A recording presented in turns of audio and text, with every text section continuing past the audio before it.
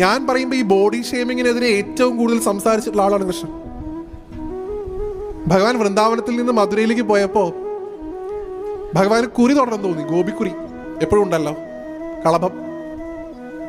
നോക്കിയപ്പോൾ ഒരു സ്ത്രീ ഒരു വലിയ പാത്രം കുറിക്കൂട്ട്, കംസന്റെ കുറിക്കൂട്ടാണ്, കംസന്റെ കൊട്ടാരത്തിലേക്ക് കളഭം കൊണ്ട് കൊണ്ടുപോവുക.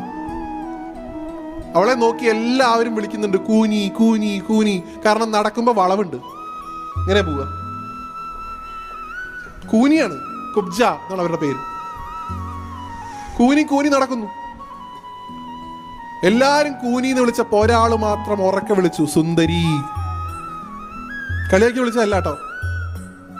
സുന്ദരി, നിന്റെ കയ്യിലിരിക്കുന്ന കളഭ എനിക്ക് തരുമെന്ന് ചോദിച്ചു. അവൾ അവളുടെ ജീവിതത്തിൽ ആദ്യമായിട്ടാണ് ഒരാള് സുന്ദരി എന്ന് വിളിക്കുന്നത് കേൾക്കുന്നത്.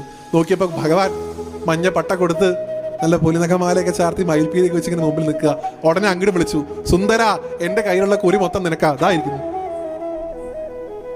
ഭഗവാൻ നല്ലൊരു ഗോപിക്കുരിയൊക്കെ തൊട്ടു, ഏട്ടനും തൊട്ടു കൊടുത്തു, ഒപ്പം വന്ന ഗോപിമാർക്കൊക്കെ തൊട്ടു കൊടുത്തു.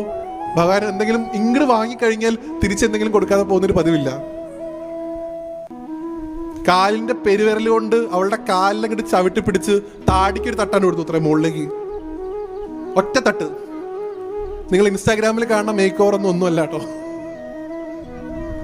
യഥാർത്ഥ മേക്ക് ഓവർ അപ്പോഴാ കണ്ടത്. ഇത്ര നാൾ കൂനിന്ന് വിളിച്ച് അധിക്ഷേപിച്ചവരൊക്കെ ഇത്രയും ഭംഗിയുള്ള ഒരു സ്ത്രീയെ പിന്നെ കണ്ടിട്ടില്ല എന്നാ. കുബ്ജയ്ക്ക് ഏറ്റവും മനോഹരമായുള്ള ഒരു രൂപം ഭഗവാൻ കൊടുത്തു.